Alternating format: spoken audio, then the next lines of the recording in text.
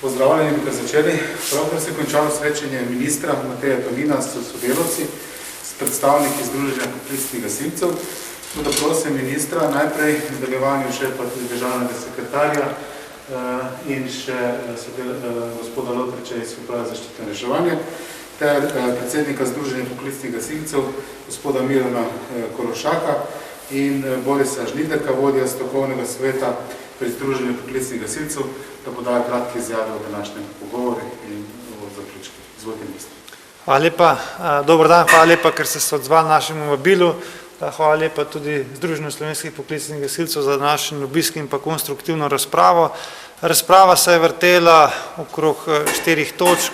Prvo zagotovo zakon o gasilstvu, druga stvar, kako tečejo trenutna pogajanja s sindikatom poklicnih gasilcev, potem vprašanje morebitnega izstopa iz enotnega plačnega sistema javnih uslužbencev in četrta stvar, možnost sofinanciranja opreme v poklicnih enotah.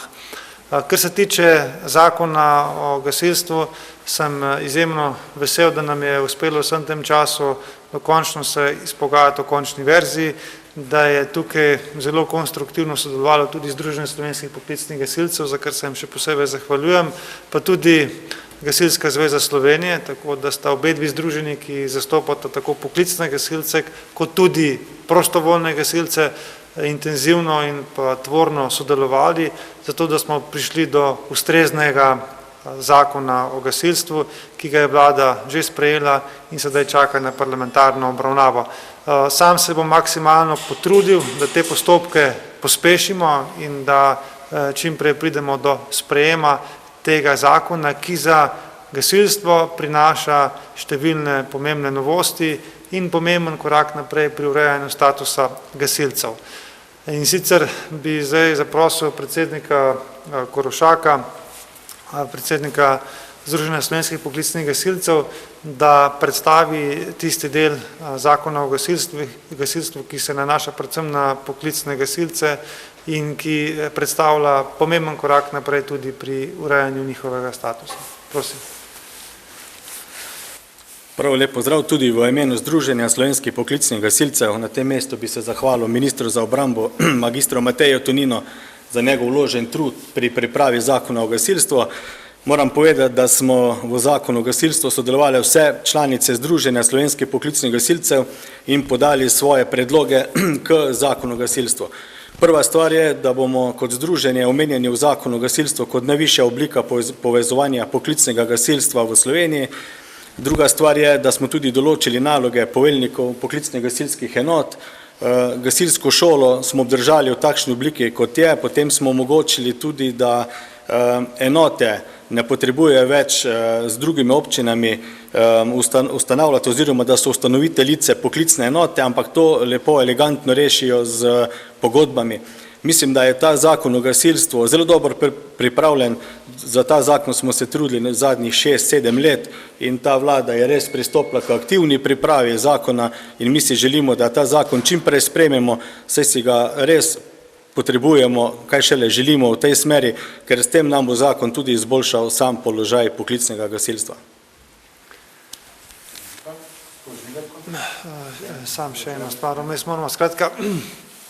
Pomemben del današnjih pogovorov je pa tudi bilo, kako pa tečejo pogajanja s sindikatom gasilcev in sicer moram povedati, da sem kot minister za obrambo pooblastil s polnimi pooblastili mojega namestnika in sicer državnega sekretarja Janeza Žaklja in strani Uprave za zaščito in reševanje je bil pooblaščen za pogajanja Stane Lotrič.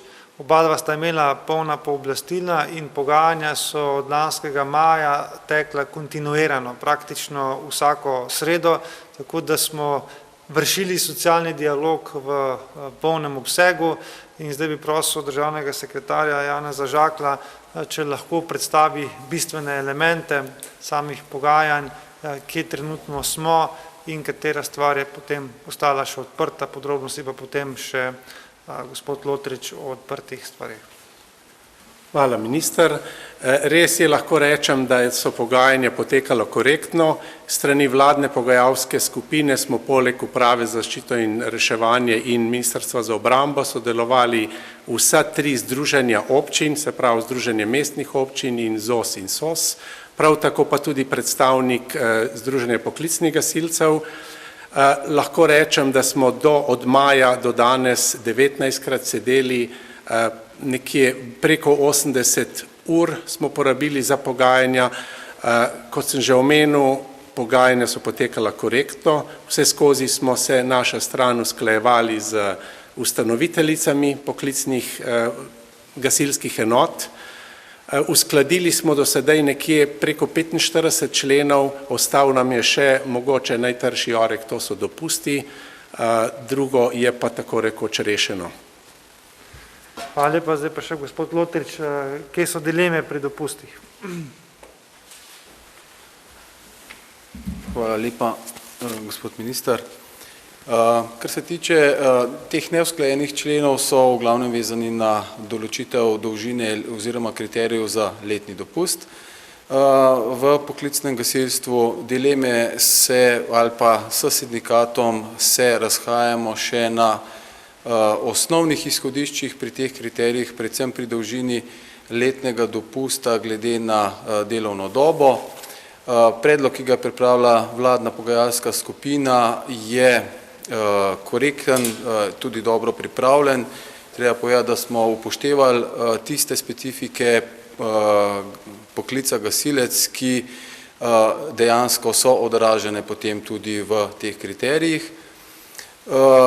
Za, bom rekel, tako kot informacijo, smo kot osnovno dolžino letnega dopusta za poklicnega gasilca praktično do 3 leta delovne dobe, je to 27 dni, kar mi menimo, da je zelo korektno. V tem oziru je večina enot, ko smo preračunavali sedanje stanje po dopustih, vemo, da se enote te dopuste zelo različno obračunavajo oziroma določajo. Ugotovili, da je za, bom rekel, kar večino ali pa več kot pol enot ta predlog vladne pogajalske skupine sprejemljiv oziroma glede na dopuste, ki smo jih primerjali, primerljiv. Za nekaj enot pa seveda je ta dolžina letnega dopusta prenizka. Tukaj je treba izpostaviti določene enote, ki so res, do sedaj imajo res določeno preveliko število dopusta glede na predlog vladne pogajalske skupine, tu so odstopanja tudi do 16 dni, tako da menimo, da je v tem kontekstu treba razumeti, kakšne so možnosti ustanoviteljev, to so lokalne skupnosti, ko se pogovarjamo o dopustu, kar je neposredno vezano seveda na zagotavljanje odziva v poklicnih enotah, se pravi odziva izmen in pa seveda glede na število zaposlenih, ki jih te enote imajo. Ostalo, kar se tiče členov, ki so neusklajeni, so vezani v bistvu na ta dopust, je pa še nekaj besedila, ki ga je treba uskladiti, kar pa menimo, da ne bo problematično. Hvala lepa. Torej, glede na predstavljena dejstva je jasno, da smo se na Ministrstvu za obrambo maksimalno trudili, da je socialni dialog tekel. Zahvaljujem se tudi ekipi pogajalcev, da so praktično, kar se tiče normativnega dela, stvari usklajene, kot rečeno, ostaja odprt samo še dopust. Pri dopustu je pa vedno tako, da večje kot je število dni dopusta, več potrebujete tudi zaposlenih in zato so pač tukaj pogajanja nekoliko bolj naporna, ampak verjamem, da če obstaja interes in če obstaja volja, da je ta pogajanja možno v kratkem zaključiti in da bodo s temi rešitvami seveda slovenski poklicni gasilci veliko pridobili. Seveda za pogajanja je pa vedno potrebno tudi sprejeti kakšen kompromis, če želite priti na cilj. No, naša naslednja današnja tema pogovorov je bil pa tudi morebiten izstop iz enotnega plačnega sistema. Sami veste, da v trenutni situaciji zdravniki resno razmišljajo o izstopu iz enotnega plačnega sistema. Tudi na vladi je bil sprejet poseben sklep, da se nalaga pristojnemu ministru, da se uskladi z zdravniškimi organizacijami, da bi nekje do konca septembra pripravili tudi predlog za ta nov plačni sistem zdravnikov. In tukaj se seveda odpirajo vrata tudi za vse ostale poklicne skupine, če si želijo oblikovati svoj plačni sistem. In danes smo z Združenjem poklicnih gasilcev tudi opravili prvo razpravo, kaj si o teh stvareh mislijo, tako da bi prosil gospoda Žnidarka, da predstavi njihove poglede in predvsem, kako nameravajo opraviti razpravo v združenju. Hvala, gospod minister, za besedo. Seveda moram povedati, da tudi v Združenju slovenskih poklicnih gasilcev budno spremljamo dogajanje na tako imenovanem enotnem plačnem sistemu v javnem sektoru. V zadnjih časih smo zasledili določene premike v določenih službah, seveda zato smo tudi zaskrbljeni nad tem. Je pa gospod minister sam omenil, da tudi obstajajo določene opcije, govora tudi o izstopu. Seveda o tem bomo obvestila za predsednikom naš upravni odbor in strokovni svet, kjer bomo o teh zadevah podiskutirali, ocenili, ali je to ustrezno ali ne. Je pa res, da nam morebitni izstop omogoča večjo prilagodljivost, prožnost, kar pa mogoče sovpada ravno z kariernim sistemom, ki ga uvajamo v poklicnih gasilskih enotah med poklicnimi gasilci in bi mogoče to bila ena izmed priložnosti. Hvala. In še, kar se tiče današnja zadnja točka razprave, je bila možnost sofinanciranja opreme za zaščito in reševanje, zlasti za poklicne enote. Gre za poseben razpis, ki ga ima Uprava za zaščito in reševanje in kjer se sredstva trenutno namenjajo predvsem prostovoljnim gasilskim društvom. Tukaj razumem tudi želje poklicnih enot, da bi lahko sodelovali na tem razpisu. Sem pa danes jasno povedal, da bomo ta razpis poskušali oblikovati na način, da bi lahko vključili tudi poklicne enote, vendar pod enim zelo jasnim pogojem. To pa je, da se sredstva za sofinanciranje prostovoljnih gasilskih društev ne bodo zmanjšala. Tako da, če nam bo uspelo zagotoviti dodatna sredstva, da poleg obstoječega 2 milijona 600 tisoč evrov, ki jih namenjamo za sofinanciranje opreme prostovoljnim gasilskim društvom, da k tem sredstvom dodamo še neka dodatna sredstva za sofinanciranje opreme v poklicnih enotah, potem je to seveda možno. Mi bomo znotraj naše lastne hiše te diskusije odprli in tudi pogledali, kakšne so naše finančne možnosti in potem bomo seveda tudi združenje o teh stvarih obvestili. Torej, pod črto, zdi se mi pomembno, da je bilo v tem mandatu narejenega veliko, da naredimo pomembne korake naprej na področju slovenskega gasilstva, ki je taka močna, zanimiva kombinacija prostovoljstva in pa profesionalizma, da je to model, ki ga velja negovati tudi v prihodnosti. Sam profesionalizem ne gre, brez prostovoljnih gasilcev tudi poklicni gasilci nimajo zaledja in tukaj se bomo na Ministrstvu za obrambo vedno prizadevali, da obe dve skupini delujeta kot eno, da ne delamo razlik med prostovoljnimi in poklicnimi gasilci, ampak da to deluje kot ena in usklajena enota. Potrebno je omeniti tudi, da Zakon o dohodnini prinaša pomembno stvar za prostovoljne gasilce, zlasti tiste, ki delujejo v operativi že več kot 10 let. V zakon je vključena tudi posebna gasilska dohodninska olajšava, ki bi gasilcu z povprečno plačo prineslo več kot 50 evrov višjo neto plačo mesečno, ker se mi zdi, da je pomemben prispevek temu, da država prizna, da prostovoljni gasilci namenjajo svoj čas, tudi svoj denar in energijo za to, da pomagajo skupnost, da neko lokalno skupnost, v kateri delujejo, tudi krepijo. In potem, poleg tega zakona o dohodnini, prihaja zakon o gasilstvu. Tukaj bodo tako prostovoljni, kot tudi poklicni gasilci vsi pridobili. Predsednik združenja, gospod Korošak, je nanizal predvsem elemente, kjer se izboljšuje status poklicnih gasilcev, prinaša pa kar nekaj elementov tudi za prostovoljne gasilce, da se prvič omenja gasilec pripravnik, da se točno opredeli, kdo je gasilec veteran, da se podaljša možnost delovanja v operativi do 65. leta, s čimer pa v ničemer ne vpliva na upokojevanje poklicnih gasilcev. Skratka, tukaj je celo vrsto pomembnih detajlov, za katere so zagotovo dobri in bodo izboljšali slovenski položaj, torej položaj slovenskih gasilcev.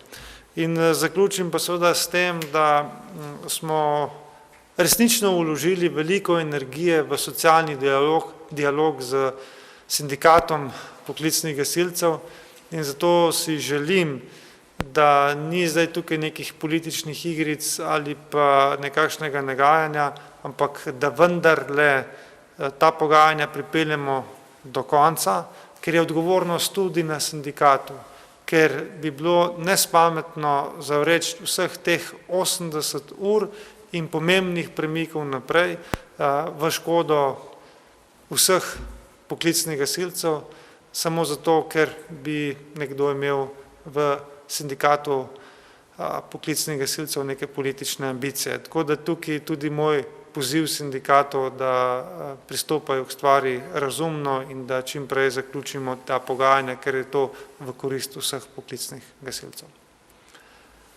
Mislim, da smo bili izčrpni, če imate še kakšno dopolnilno vprašanje, smo tukaj na razpolago vseh 5 današnjih govornikov, tako da tudi povejte, na koga naslavljate vprašanje. No, jaz bi na vas, gospod minister, vršno, da ste že omenili izstop iz sistema plač, pa vendar me zanima, zdaj so stavke, se napovedujejo v javnem sektorju, tudi gasilci že lep čas govorijo, da si ima se to zasluži višjo plačo tudi v njihovem poklicu. Torej, pod črto, jim boste prisluhnili, jim boste ustregli ali boste nekako čakali, da tudi oni gredo na ulice? Moj interes je, da se dogovorimo.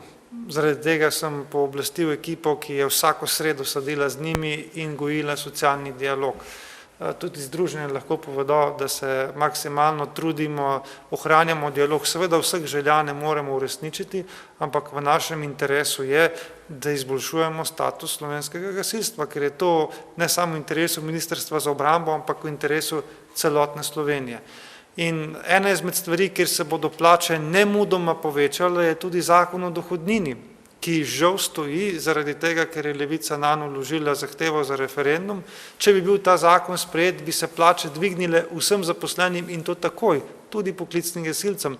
Zaradi tega je bilo po moji oceni pozicija nekaterih sindikalnih central nerazumljiva, da temu zakonu o dohodnini nasprotujejo, kljub temu, da se dvigujejo plače prav zaposlenim. Skratka, meni je to nelogično, da sindikat nasprotuje zakonu, ki dviguje plače vsem, ampak tudi to pač žal doživljamo v Sloveniji. Skratka, en konkreten in hiter korak pri teh stvareh je zagotovo sprejetje zakona o dohodnini, to je ena stvar. Poleg tega se notri uvaja tudi ta gasilska olajšava, kjer se bo prostovoljnim gasilcem še dodatno plača dvignila in to so zelo opremljive in konkretne stvari. Z ostalimi stvarmi ste pa slišali danes po poročilih neposrednih pogajalcev, da so stvari praktično zaprte iz pogajanja, da edina stvar, ki še ostaja odprta, so dopusti. Jaz razumem gasilce, da si želijo čim več dopustov, na drugi strani pa verjamem, da tudi oni razumejo, da več dopustov pomeni več zaposlenih in da so plačniki njihovih plač občine in da nekje se pač več zaposlenih ne morejo privoščiti. In tukaj je potrebno uloviti neko pravo ravnotežje. Ampak kot rečeno, če je volja, tam je tudi pot in verjamem, da tudi to lahko pogajalci pravijo, če je na strani sindikata volja, lahko to nemudoma zapremo. Hvala lepa. Lep vikend, lepe praznične dni vam želim, srečno.